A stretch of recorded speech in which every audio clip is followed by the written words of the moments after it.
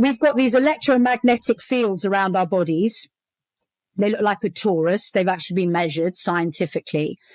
And all of the information pertaining to your reality is in that biofield. So there's no out there.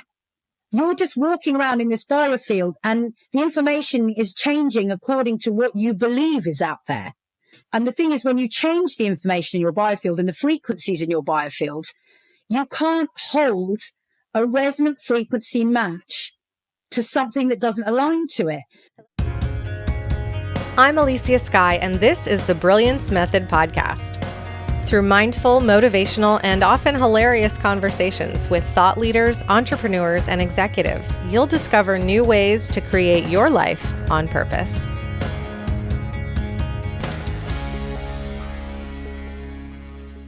Hello, my friend. Welcome to the Brilliance Method. Today we are hanging out with Sarita Sol, and this is going to be a fun episode because we are sharing this on both of our podcasts. So we'll have an opportunity to just chat, to get to know each other. In fact, we were starting to connect and get to know each other more. And Sarita is so brilliant. She's like, wait, save it for the show, hit record. So here we go. Couldn't be any more of a genuine and transparent falling in love as we will witness today. So welcome, honey. Thank you for being here. Such a pleasure. Thank you for having me, and thank you for being here. My pleasure. So let's have you introduce yourself, and then I will. Okay, perfect. So for your audience, my name is Sarita Sol, and I'm a shamanic practitioner. I facilitate people healing themselves. That's what I do now. I used to heal people, but now I teach them to heal themselves. And that's because I think that the nature of shamanism is changing and evolving into a higher dimensionality. So I sort of receive insight from source, and I express that in certain meditations and workshops where I teach people to dive into their internal infrastructure and delete unconscious programs that have been controlling them and influencing them to have lives that actually don't serve them for their highest good. And I have a retreat center. I'm in the Aquitaine of France, and I'm pretty busy these days. I've got people coming from all over the world to either go on retreat or to study from me, because I'm now teaching people to be shamanic practitioners as well. So that's me. Hello. And now you introduce yourself, Elysia, for my audience. Oh my gosh, I have so many questions. Okay, we'll get into it. And my audience has a lot of entrepreneurial energy within them. We both have a spiritual audience, so no mistake there. But I'm very excited to hear about how you started your center and whatnot. And maybe your friends want to hear that too. So hello to everyone in Sarita's world. I'm Elysia Skye. I'm an intuitive. People come to me for business, life purpose, love, health, wellness, all the magic. And my goodness, I got my start in Los Angeles pursuing an acting career and booked some things, joined the Screen Actors Guild, became a producer. Long story slightly longer, wound up getting stage 3 breast cancer. I diagnosed it myself when my doctors told me, you're not sick, nothing's wrong.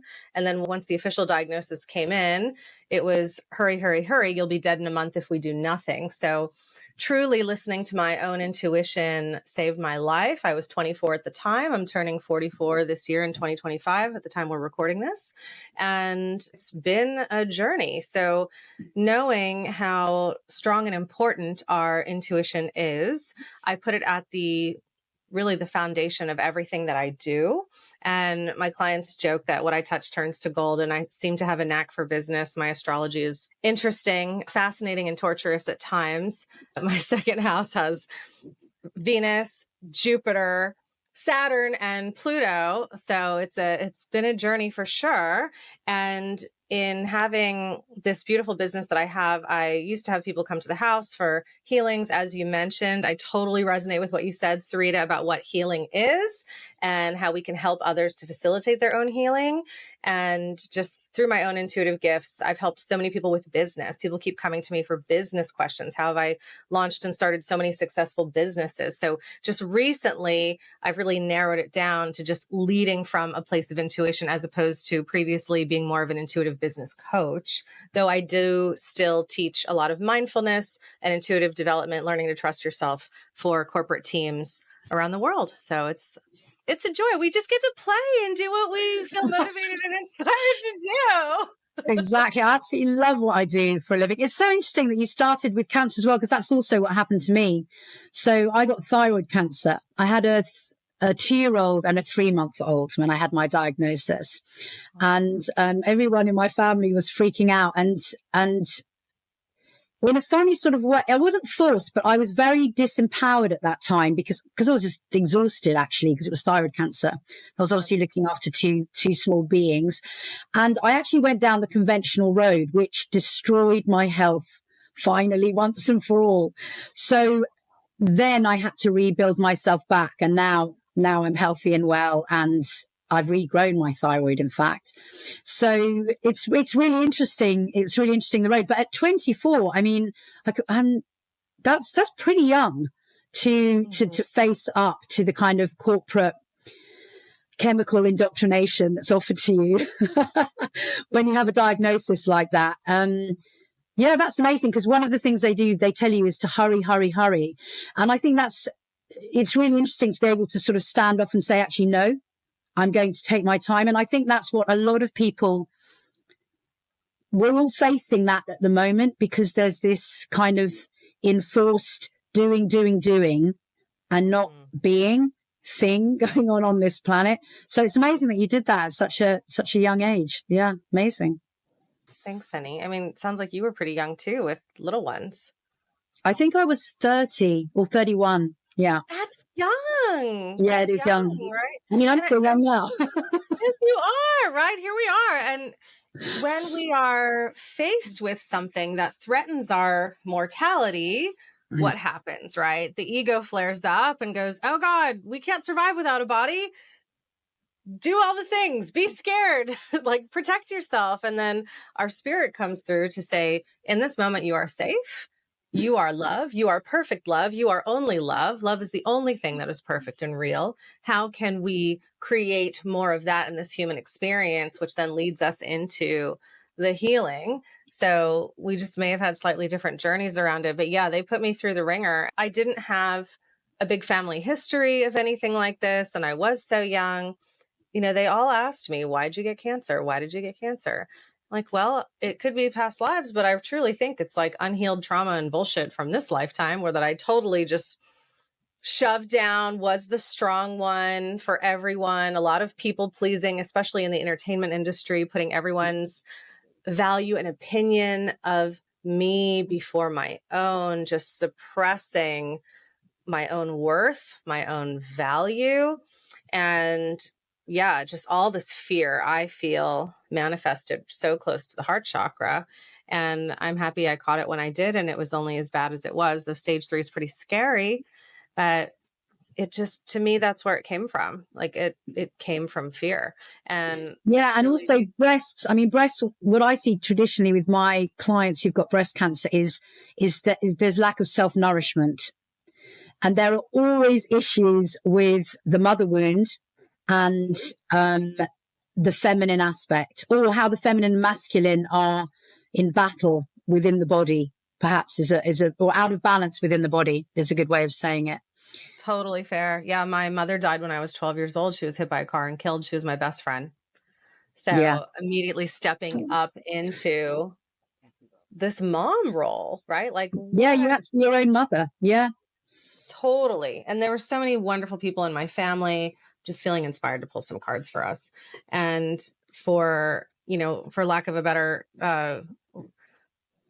term, I was supported. I was very supported. But, when something like that happens to you when you're young, you're propelled forward to look at your shit big time, and people asked me all the time, why did you get cancer? Did people ask you that, Sarita? Why did you get cancer?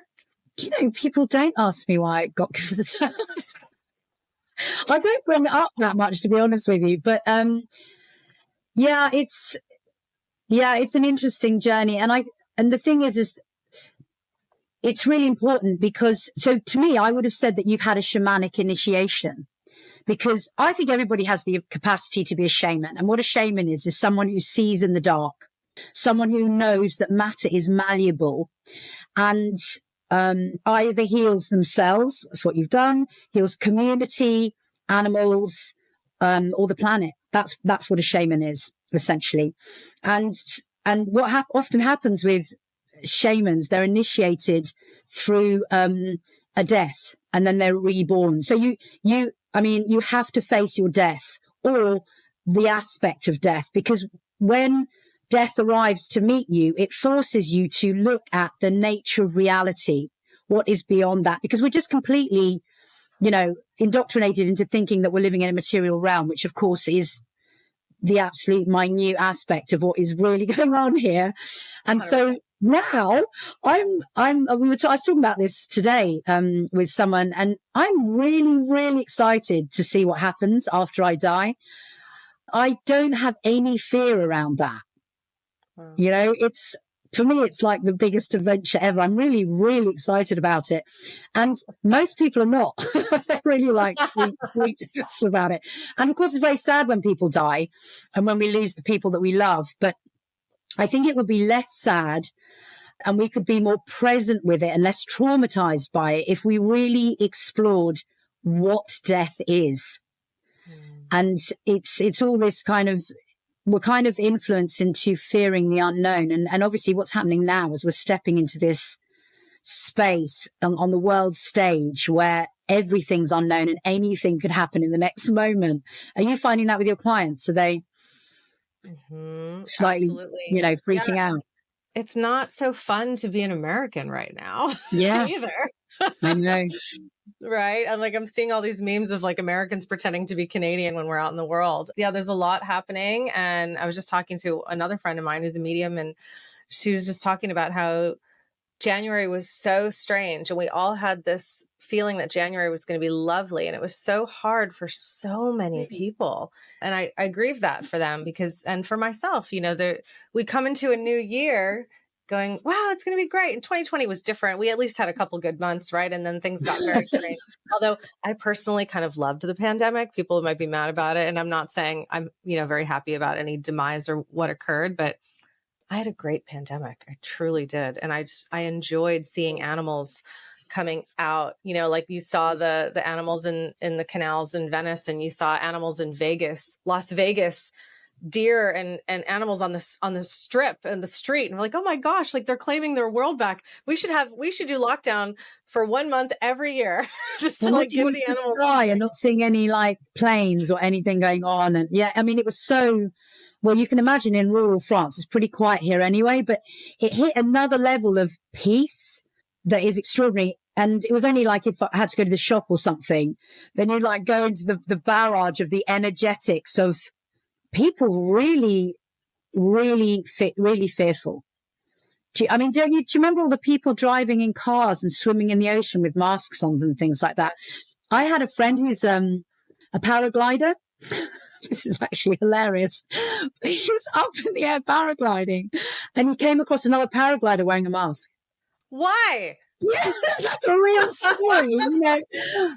It's really, really sad, but I can't imagine what it's like being in America, because even if you're managing to hold your container, because we're an empathic species, there are a lot of scared people out there, and there are a lot of angry people out there as well.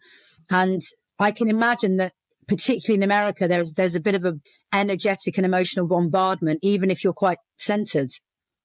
Absolutely. Yeah. I'm in a business group. There's a big foundation of female entrepreneurs here in Nashville, Tennessee, where I live. And I lived in Los Angeles for 21 years, and it's very, much more liberal environment than in Tennessee. Tennessee's in the South. And here we are in this entrepreneurial area, although the county that I live in, that makes up the city of Nashville and a handful of other cities around, is quite liberal. There is a strange feeling, there's a feeling of, well, let's come together. But do I agree with you? And can I release not agreeing with you in order to root down into my humanity? And I think that's where opportunity comes in, to remember what really matters and to release fear and hatred and to not entangle in drama and Yeah. bullshit. But yeah, there's kind of, to answer your question, there are people who have essentially I'll just say voted for Trump, who are now embarrassed, right? Like, oh, I'm embarrassed for not of their choice, but I'm embarrassed about what he's doing. I don't even vibe with politics in any way, and I can't imagine you. Yeah, me neither. Yeah, it's like you guys go crazy, torture each other. I'll be here holding space. So without pulling politics in, because I was going to ask you this before you mentioned his name, what is your energetic perception of Trump's role and the role of Elon Musk and what's going on? That's really interesting, I think, for people Oh my gosh. Sure. When I tune into that, Sarita, I see little kids playing with swords. Just little boys playing with swords. And they think that they can play with swords the way they play with fake swords, but these are real swords. And I heard Deepak Chopra say, I think it might have been on Conan O'Brien back in 2016 or 17, that Donald Trump is stuck in his root chakra and he has not evolved past that. So everything is that base need for survival and see me and hear me and I'm alive, right? And he hasn't expanded beyond that. And I'm not a fan of Donald Trump, but if I had the opportunity to spend an hour with him, I absolutely would. Like, how can I help? That's not the question I'd ask him because he doesn't want to hear that, right? But I would show up to be helpful on behalf of all of us. And I don't think that anyone is too far gone. And same for Elon Musk. I actually, it was funny when he hosted Saturday Night Live years ago, it was 2021 or something. I thought he was great. I was like, he was hilarious. And he did a really good job considering his own, fear of so many things and whatever mental health stuff's going on with him. So I didn't hate him. I don't really hate anybody, but I'm no longer a fan of what he's doing and how he participated in manipulating the election. I think they're just little kids. That's the energy that I get. They're just little kids. But more importantly, it's quite interesting that you said that you think that Donald Trump is rooted in is stuck in his root chakra, because when you said that, I was thinking about Biden, who is disassociated from the physical body. So maybe what we're doing is we're going to start climbing the ladder. We'll finally come into the body and we're going to start climbing. What more importantly, what do you think is the energetic role in terms of our evolution of consciousness? Oh, that's a great question. Donald Trump has presented. Really, that's what I'm really asking, I think. Yeah. And, a lot of people might not enjoy hearing me say what I'm going to say. But look, we're stuck in this situation. As he's the president of the United States right now. So here we are. And he was the president when the Me Too movement happened and Black Lives Matter happened. And these important movements happened that he technically had nothing to do with. But when people are pissed off, they will come together for the greater good. And I am not a fan of, angry protesting or breaking shit. And, people were like breaking things at stores and graffitiing walls. I hate all that. And what occurred from all of that turbulent energy then that I feel is going to happen now, why this is energetically happening, is people who needed to come together came together. People who deserved a place in the spotlight finally were getting it. People whose voices were silenced for so long felt empowered to speak up. And we will see that again. Had Trump not been elected the first time, would Me Too, Black Lives Matter, would any of that have happened? I don't know, because of the uprising that occurred for people to stand up and no longer take the bullshit that was going on with things in, the police force and in the entertainment industry and all the things that happened. So I feel, Sarita, we're going to see an uprising again, and I hope that it is peaceful. And I hope that people who have felt frustrated and silenced will now have a new spotlight shined on them and feel stronger. But that's why shit like this happens. Yeah, it's really interesting because I have a completely different perspective than you. But I don't know if that's because I'm not in America, so I can pull out much more. Because to me, everything is controlled and contrived, all of it, by what I call the negative agenda influence on this planet. And I think, I agree with you in a certain way that what the idea is, or what the evolutionary push is to push people into their own self-empowerment. Mm-hmm. Yeah. But I see that all of those things are not about people's voices being heard. All of those things, all to me, it's all seem very contrived, watching them from further away. So I believed it. I don't think that there is such a thing as a vote. I think everything is predetermined and decided because there are certain people on this planet who want to control the masses. And the way they do that is they pit people against each other, and they turn people into victims, perpetrators, or rescuers. And it just goes round and round and round like this. And it keeps everybody's nervous systems in a state of frazzled, egoic separation consciousness. And so I just think I think it's when you can zoom out, it's much more, there's just a bigger thing at play here, which is the evolution of Gaia herself. And at any moment she could throw off any of these people. They're literally cells on her body. And I think probably what's happening is we're in this, you know how, you can regrow an organ like every 7 years or how many years it is, depending on the organ. I think that we're like the cells on the body of Gaia. And what's happening is it's all being like wiped off as the new growth comes through. Mm-hmm. And we're just seeing what all the old stuff is. And I think the old stuff is that all of that stuff is contrived. And all of it is rooted in separation consciousness in a funny sort of way, although it feels to the masses as if it's giving people voice. What it's actually doing is it's perpetuating victim, perpetrator, rescuer consciousness. But on the surface, it feels like people are standing up for what they believe in. But actually, what it's actually doing energetically is it's separating people and it's pitting them against each other, just as the left and the right get pitted against each other. And so I think when you can zoom out, you start to see that it's all a play and it's all a game. And the only way to win the game is to be so absolutely neutral that all the games out there, all the swords that you're talking about dissolve. You can't, because obviously manifestation requires the impetus of our emotion.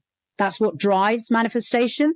So when you're neutral, the swords have nothing to hold them up and they get put down. I'm standing on the earth and I'm looking at people in front of me. So when you say from up here, from out here, I'm like, well, yes, right. That's why I don't get involved in the political shit. Yeah. But also you're right in the middle of it. I'm not. I hear you. You're on the ground. I'm somewhere far away on a hilltop. I need your perspective. And here in Nashville, when we moved here, we were living in the first house I bought, and we were maybe two white people on an entirely Black neighborhood. Right. Wow. And so feeling that energy. And the day after the riots, there was a church service down the street. And I said to my husband, I'm like, let's go join. Let's go take a walk. Let's go be love and let's go be with everyone. And if they I don't see any reason why they wouldn't want us there. Right. So I don't feel any fear around it. Let's just go and be. And we did. And it was lovely. And we shared food with everybody and talked. And then they were asking us a bunch of questions. And it didn't feel separate after 5 minutes. Yeah, that's amazing. That's, I think, is the point. I mean, Right, you right. that you're a living embodiment of what the point of the whole thing is to see that we're all humans. Correct. So And that's amazing. You did that. Very, very brave. well, thank you. I mean, it's just, let's just go be neighbors, right? We're neighbors. And Yeah. there it is. I've studied A Course in Miracles for a long time, and any non-dualistic teaching will remind you of everything you just said, Sarita, and going back to the beginning of this conversation, that everything is love and we are not divided. And so how do we, and this is for everyone, for both audiences, how do we look at the pain and the struggle and all the shit that seems to be appearing here and wanting, like, my best friend is gay and he's scared now that he's living here, he's going to be stripped of his rights or beaten to death. Right. And it's like, it's hard to be neutral in those moments when people are personally affected. For him, how can I ask him to be neutral if gay marriage can get overturned? And I think that neutrality happens within ourselves, within our own being, when we are rooted and grounded in love and we come from a place of healing. But there is fear happening all around. And Well, I don't want to. that's really interesting because I wrote an article, I think I sent it in my mail shot a while ago when Trump first got elected. And I was like, wow, what's going on? And the truth is, and this is what is the truth that I think will get to everybody, including your friend. Mm-hmm. An authentic human who is sovereign does not need governance. Because if you are truly authentic and you are not running from fear or trauma or any of those kind of energies, you wouldn't dream of imposing your will upon someone else. Or even, you wouldn't even dream of projecting a negative thought upon someone else. And let me tell you, in the shamanic world, negative thoughts can actually physically injure other people. Gossip physically causes problems in other people. And so, and obviously we have a way to go there. So I'm being quite lofty in my summation. But when your friend realizes that no one can govern him, that his choice is what creates his reality, literally, and he can fully step into that, there's nothing to worry about. And I think part of the problem is that people literally don't understand how reality is created. And that's something that I try and teach. So we've got these electromagnetic fields around our bodies. They look like a torus. They've actually been measured scientifically. And all of the information pertaining to your reality is in that biofield. So there's no out there. You're just walking around in this biofield and the information is changing according to what you believe is out there. So when you walk through the door of your bedroom, there's actually nothing there but the void. But because you're encapsulated in your biofield, as you walk through, you see your hallway, whatever, because the information is responding to your set of beliefs. And then everyone else whose biofield you bump into is holding a resonant frequency match to your beliefs in some way. So I think what's going to happen is, as more and more people go, what do you mean I can't marry the love of my life? Or what do you mean I'm not allowed to be this way or that way because this man who's decided he's in power, or another man who's decided he's in power, or another woman or whoever? It's not up to anyone else to say what the information is in your biofield. And the thing is, when you change the information in your biofield and the frequencies in your biofield, you can't hold a resonant frequency match to something that doesn't align to it. So what's happening to a lot of us is we're dealing with victim consciousness. I'll take your friend, even though I don't know them, but Totally fair. Very fair. We must all be, if we're holding victim consciousness in our bodies, we invite perpetration. So your friend, and for all of us, when he heals that in his biofield, he won't even see people who can perpetrate against him, let alone have any perpetration done to him. Do you understand what I'm saying? And I think this is reality creation. People just don't realize. They literally think they've been chucked into, they've been chucked onto a planet and they're walking around in it like it's some kind of suit. That isn't what it is. Rest, yes. And so to recap for everyone, I'll simplify it. When someone says, well, it's all fine and dandy for you to be spiritual and, we should all be peaceful and loving, but like, here I am, and there are people who want to shoot me. That does not need to be your reality. And Yeah. what Sarita is saying is, if you choose for that to be your reality, then that is your reality. And if you choose for that to not be a reality, and there's processes to undoing that and to shifting your energy around that and aligning with the frequency of love and expansion, then you create your life. However, it is you decide. You are the producer, director, writer, lead actor of this life. So create it, create it, create it, create it. That's the tagline to my show. It's the Brilliance Method. Create your life on purpose. And Yeah. I am loving this conversation so much. And thank you for reminding me to just pull my eyesight up a little bit more. But when you say that, I'm listening to you saying that, and I'm thinking, if I was living in a town where I was scared of being shot, I'd be like, shut up. You don't know what you're talking about. Well, because it's really, really hard to do this initially. It's like, it seems impossible. And the reason it seems impossible is because your nervous system is so activated. If you think could be shot when you step outside your house, your nervous system is not in a good state. And the problem is that our nervous system is the control center that receives, if you like, information from source and then kind of translates it so that then our body can respond and work with the electromagnetic signals in the biofield. So listening to you, I'm like, Sarita, you really sound like deluded. But I know I'm not deluded because I've done it myself, and I see other people doing it and coming from very hard circumstances. But it is really hard. We shouldn't underestimate how difficult it is to initially make that step to change your reality. It actually requires a lot of effort, routine, and faith. Actually, that will to not give up. That's right. Because it does come a point where it just suddenly starts happening. But in the beginning, it's a tough one. That's right. And when people are in a victim consciousness, they will tell us that we don't understand because we're not them.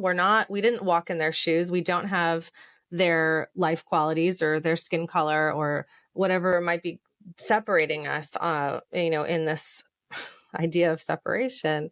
And I totally get that. And I don't claim to fully understand how anybody walks in their shoes, but I can understand what it is to be human and what it is to be a spirit renting this body in this dream. But also, everyone who's listening to this podcast is on our wavelength. Yeah. But there are a lot of people who are not, and everyone's running at different levels of consciousness. And in fact, if you've ever looked at the David Hawkins map of consciousness, and you've muscle tested yourself or had someone muscle test your level of consciousness, it changes in every moment. Yeah. It's not like you get like, ooh, I'm at 450 and I'm going to it doesn't work like that. Because the next minute you've been triggered and you've like plummeted into shame, 30 or something. And so it's a bit of a wave that we're all riding, but everyone's entitled to their own process and their own. Some people need to be in victim consciousness for a bit in order so that they can learn the next thing. Mm-hmm. And sometimes we need to be in that and then zoom out of it and, Well, I think that helps to keep not just compassion, but relatability. You can be the greatest intuitive mentor or shaman in the world. And if you can't at all understand what someone has gone through or what they could go through or what it's like to be here, then I think that can be disempowering, but that it just depends on your style of teaching and your style of learning preference too. There's plenty of us who go and learn from the monks in the village who've never been in the city.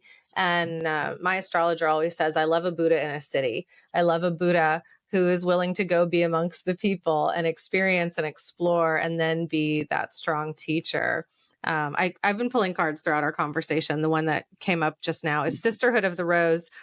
Beauty and devotion, priestess, mystic, teacher, just a confirmation of who you are. Sarita and what we are here to do in this sisterhood together, you and I.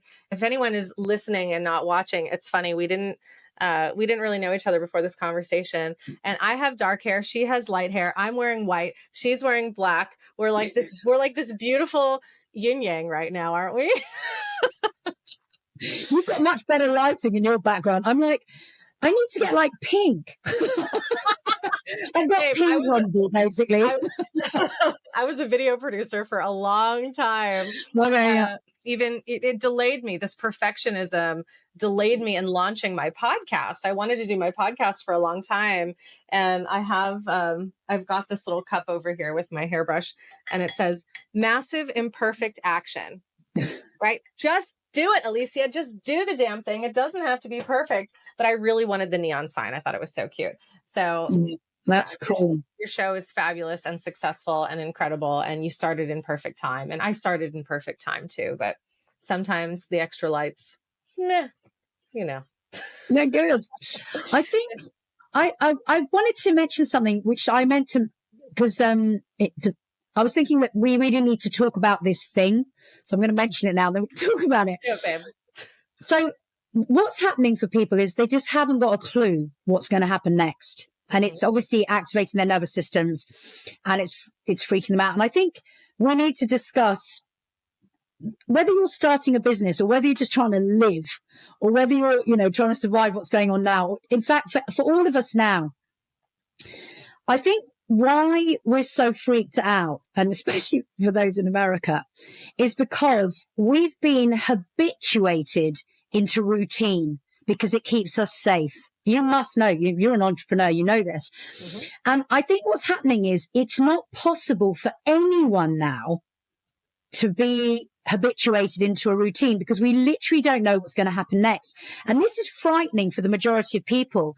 But this is what makes it possible for us to create an entirely new reality. Because there are a lot of people talking about this is, there's an evolution of consciousness that's happening, which is going to birth a new world for us.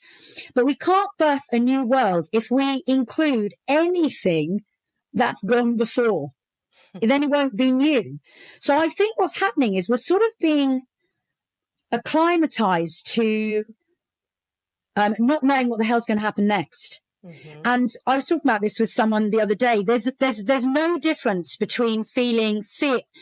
The sensation of fear and excitement are very similar in the body. Mm-hmm. And we've taken it as fearful when we don't know what's going to happen next. But when you start creating your reality, that's that empowering piece where you say, listen, all of you lot, you're none of my business. I'm going to create my own reality. And you step into the unknown. Joe Dispenza talks about this as well. He talks about the river of change. You know what's going on. You might drown in the river, whatever. Buffalo might swing by. I don't know. But basically, when you can keep moment by moment being in that, I don't know what's going to happen, but I'm going to choose my reality and choose my excitement, we start to build something completely new that's never been done before. And that can only be to our betterment because what's gone before clearly isn't working. So I just wanted to put it out there to your viewers and mine that this feeling that everyone's got that we don't know what the hell's going to happen next is actually not a bad thing. Mm. This is what I think it's doing. It's tuning us into the vibration of creation.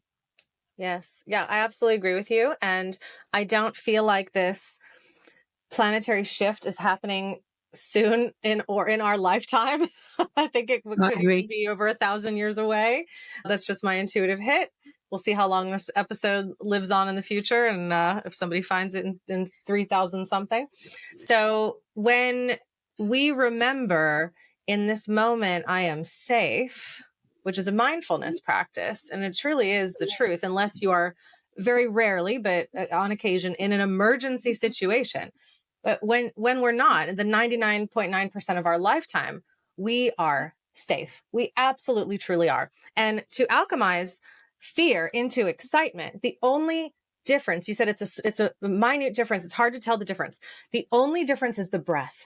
It really is. And being on a roller coaster or like a theme park ride is a great way to notice this. And I have a terrible fear of roller coasters. I don't know about you, but I don't like them. I don't go on them. No, thank you.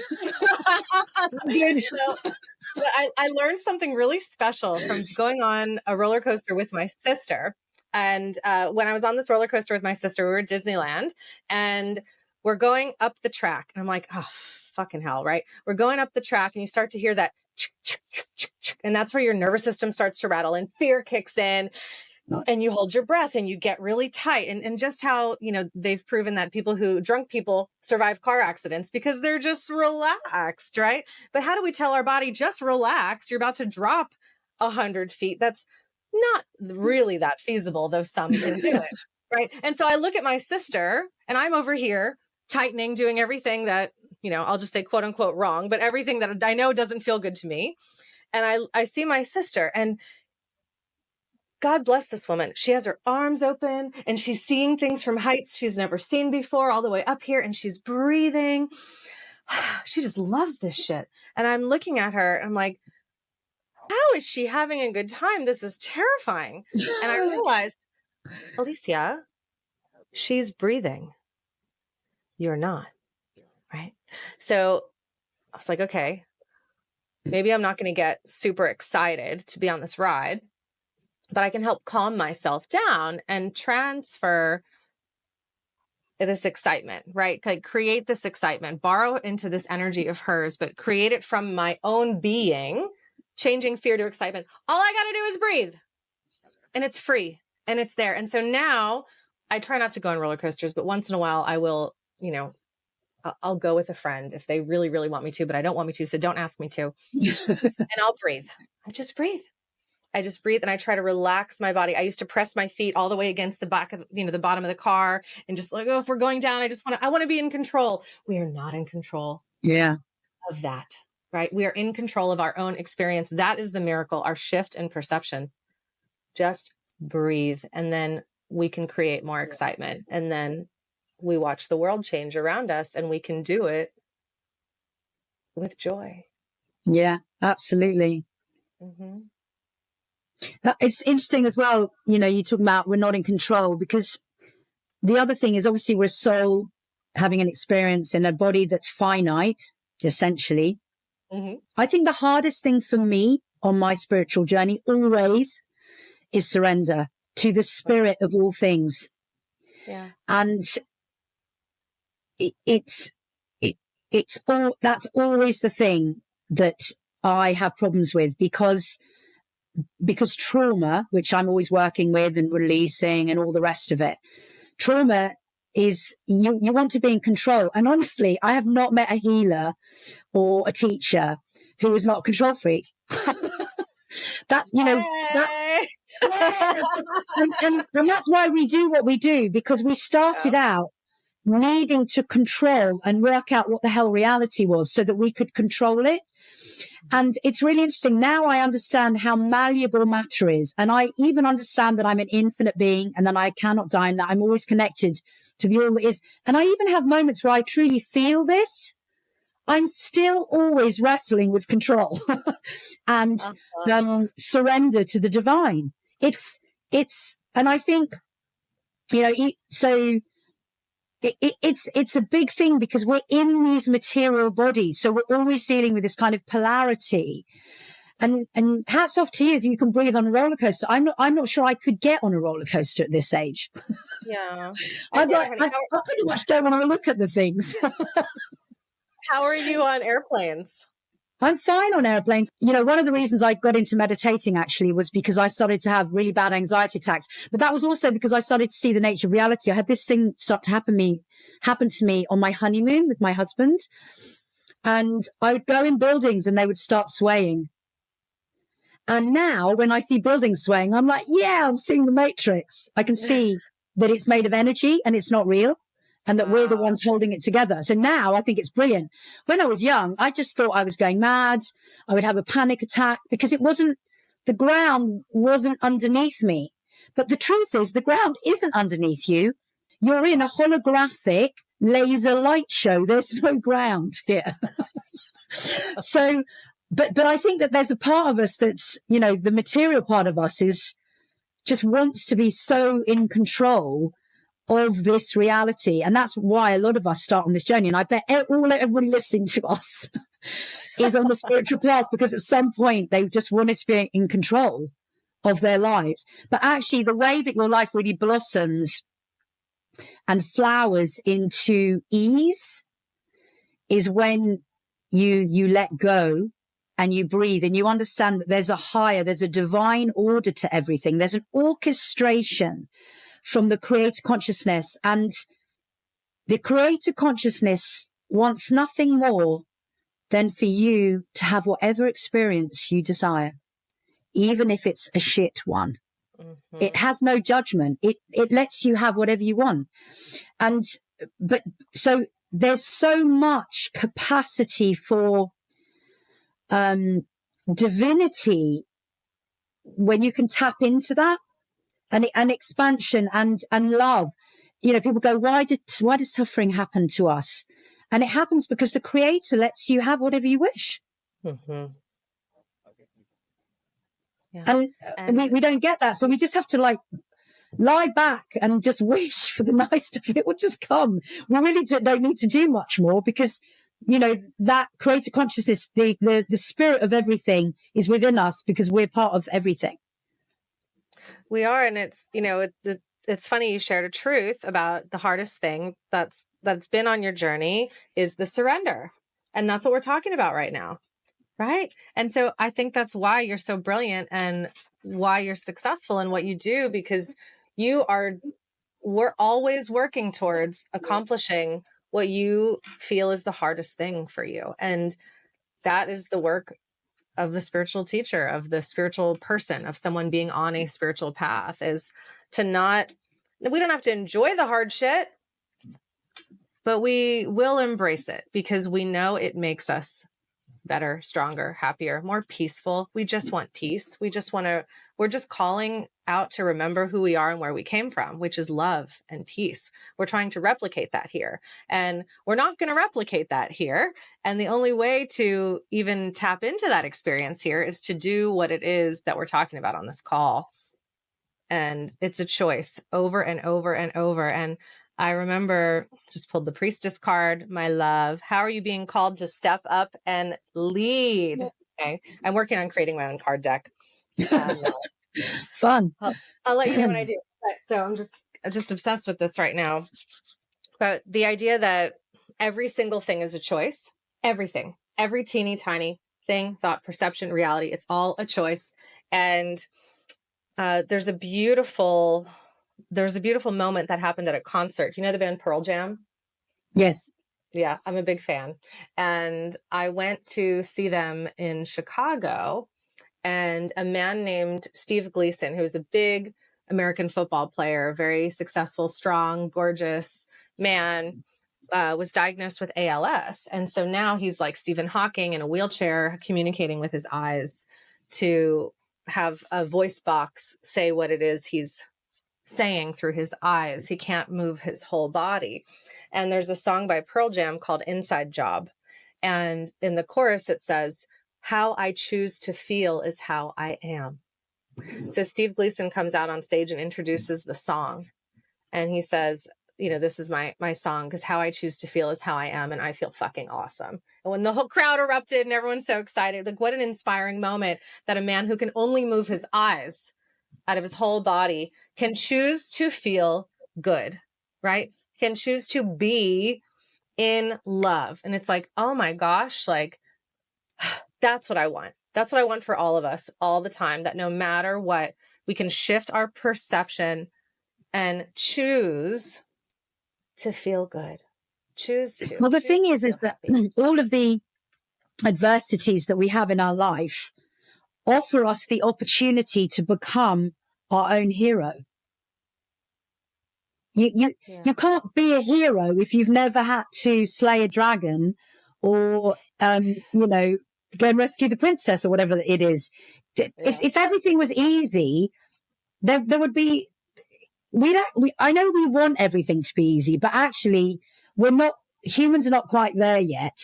And we sort of need We need these challenges that we overcome.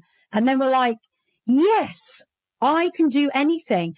And I heard this really interesting quote, and I feel really bad that I can't remember where it came from. But basically, it was someone talking about the nature of reality. And I am now, we probably shouldn't get into this too much, but I'm a firm believer that we're living in a simulation, a holographic simulation. Okay. After all of my research and everything, this is what I've arrived at. I didn't want to arrive at this one, but that's where I am. And the thing with the simulation is it responds to how you choose to create. And it's really interesting because the simulation is more responsive if you create something completely new for yourself. So, for example, if you see a healing technique that someone else does and you copy it, it will never be as efficient for you as it will for the person who created it. And so what we're really being called to do is to look at all of the information around us and then choose how we're going to make something so from that as an artist. You know, we're back to the real creation is when you create something new, and the world is super responsive if you do that. Whereas if you copy or you have habituated responses or indoctrinated ideas, if you like, the world is you don't receive the benefits. It's the same as if what's that quote? Oh, I asked my husband this morning. Yes, fortune favors the brave. That's what it is. And being brave is stepping into creation. Yeah, it's interesting about the simulation. I've had similar thoughts, and I think about it as multiple timelines. There are those as well in it. Right. Yeah. And so like, oh, which one am I creating now? But we are inherently creative beings. And what you said applies to every area of life. It applies even to marketing. When people are like, why isn't my business successful? Where you're just doing what someone else did and like learn from them, like get a foundation of, okay, this modality works for you to grow your business, but then make it your own. And absolutely. Right. Oh my gosh. And everyone in every quote unquote industry will feel at some point in their life, you know, am I a fraud? Am I making it all up? Is anyone ever going to believe me? You're the imposter syndrome. And imposter syndrome. Yeah. Done. Been there. Right. And so, okay. You know how we heal that is to be unique, is to make it your own, you know? And let's say you're going to write a book and you've been so inspired by these other books. It's like, okay, well, am I just copying this person? Well, you're not. If you have your own perspective, your own story, you've slayed your own dragon. Let's talk about that. And then you heal that imposter syndrome by being even more you. And the issue is people are so scared to be themselves. Yeah. And they feel fundamentally unworthy and not deserving. And we all think that we're separate from God and the universe and creation and all of that. And it couldn't be further from the truth that we just are creation. We are love. We are that energy. So when we remember who we are, that's why I have this tattoo. It says, remember your soul. Like, this is who you are. If you're making it all up, good for you. Make it up, right? We're so afraid. Because imagination is how we create reality. Yeah. Every single object on this whole planet was once the idea of someone. 100%. And that's you know what? That's it. I also believe that anything we can imagine actually exists somewhere in the universe. Oh, yes, absolutely. Because they now know this, you know, our memory, our minds and our memory and everything is not actually inside our heads. Where is it? Tell me about that. Well, I think it's in the quantum field, you know. So I think our memories are the information that we choose to hold within our biofields, and our biofields are held within source consciousness or the void, which is a space of infinite potentiality. Where it's a pre-creational space where all exists and doesn't exist and has ever existed and is pre-existing all at once and not at all. There it is. And that gives everybody so much permission. If they have any doubt of their body, if they think, oh, I don't know, maybe I did too many drugs when I was in high school, I don't have the best memory. It doesn't matter. Your memories don't exist. It's not in your head. Yep. That's what you also hear these stories. You're like, apparently Einstein's theory of relativity. Well, at almost the same time, someone else on the other side of the world received the same insight. It's just his got given, his was shared, let's say, out in the world. And that often happens with inventions, is they all arrive at similar times in different parts of the world. And it's just, we see, whichever one gets given notice. But that often happens, completely random people, because that's the 100th monkey syndrome, isn't it? Yeah. Yeah. You see it a lot in movies and TV. Like, wait a minute, why is this movie about this? Because this other movie just came out about this, but that movie was already in production. They didn't know that other movie was in production, right? Or TV shows that are so similar. It's like, wait, why are the multiple documentaries coming out at the same time about the same weird niche subject, just like you said? And so when my clients have a brilliant idea of something new and creative and inventive, I'm like, will you please do it now before somebody else does? Because you've already just imagined it. So someone else out there is also pinging. There's multiple pings, like sonar under the ocean, the way dolphins talk to each other, right? Like, yeah, absolutely. We're a collective species. We're collective. We're telepathic.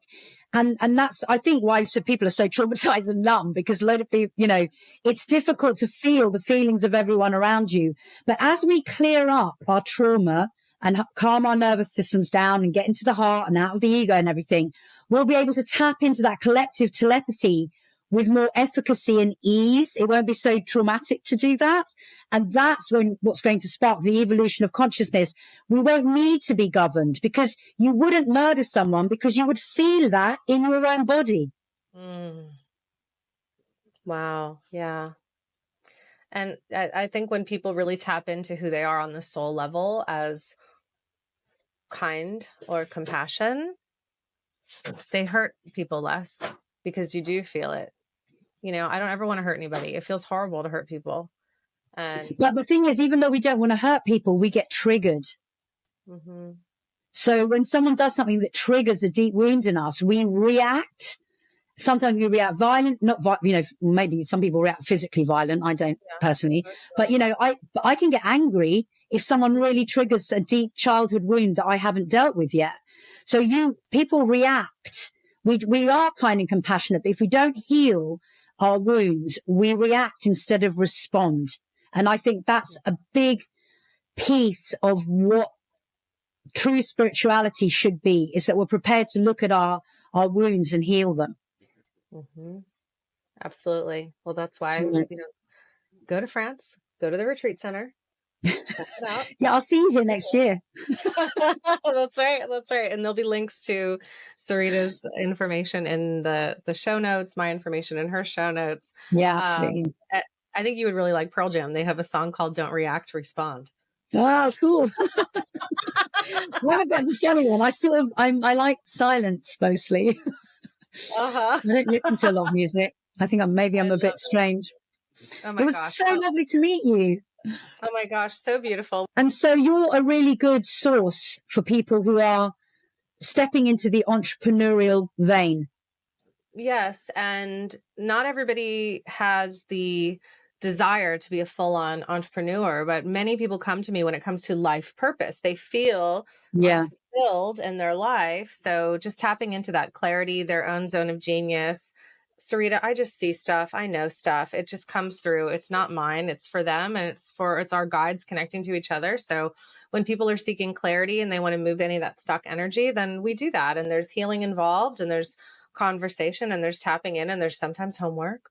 But that's what I do. I do it one-on-one. I have a membership as well. I have a weekly call. People just come on and ask me to tune in for stuff. And it's fun and beautiful. And it's a collective container. I'm not the only teacher. I tell everyone I'm not your guru. Just come and, come enjoy in this container. So that's called the Emerald Collective, based on the heart chakra. But it's all through ElysiaSkye.com. So tell us, and of course, the Brilliance Method podcast. So tell us also where to connect with and find you. Yeah, so I think you can find me on YouTube, Sarita Sol, or on my website, sarita-sol.com. And again, I do one-to-ones, less these days because I'm getting pretty busy. Obviously, there's retreats, but I also have a lot of courses online, lots of things for free that you can do to actually kind of excavate those wounds or learn how to manifest or heal your body. There's kind of loads of different courses you can find on my website. But yeah, similar. We're all out here helping one another. I love Let's it. just I love that keep riding this wave and increasing the frequency. Absolutely. From across the globe, I've got this touch point, you've got that touch point, and so many others have it every few feet around us. So what a beautiful conversation. We went this way and that way, and it was a good thing that we did. And thank you. I learned from you today so much. Yeah, I learned from you too. Thank you. You're welcome.